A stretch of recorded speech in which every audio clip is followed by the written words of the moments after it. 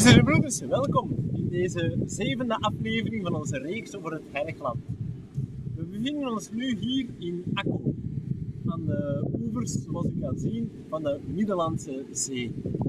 Akko is in feite een stad die al duizenden jaren bestaat, van de Kanaïtische periode, maar die vooral bekend is van de periode van de kruisvaarders. En daar wil ik het even over hebben. Omdat de kruisvaarders ons een pertinente vraag stellen die ook nu nog van belang is. En dat is, wat is onze relatie als christenen met het Heilige Land? Wij hebben niet dezelfde relatie met dat land zoals de Joden, die het land beschouwen als het beloofde land en die ervan dromen om ooit met z'n allen in dat gebied te kunnen wonen.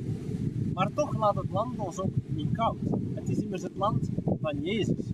Het land waar de oude profeten zijn opgestaan.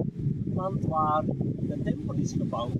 Het land waar dus op een dag Jezus is geboren en met zijn leerlingen rondtrok, met hen zijn verhalen, zijn boodschap meegaf en een nieuwe weg te leven heeft aangetoond.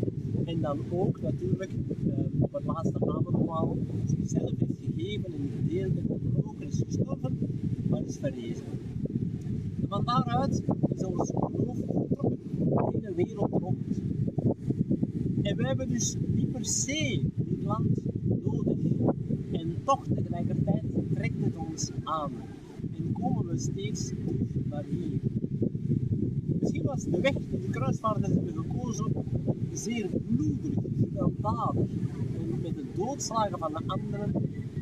Een weg die moest leren dat niet de weg van het geweld ons dichter bij het Heilige Land brengt, maar een hele andere weg. Een weg van verbroedering en verzustering, een weg van spiritualiteit, een weg van gebed, een weg van zoeken naar wie Jezus is voor ons, ook nu vandaag. En door hier rond te lopen, in zijn voetsporen te stappen, ons te laten raken door de context van zijn boodschap, dan weer terug te keren. Om met de rijkdom die we hebben ontvangen, in ons eigen leven aan de slag te gaan.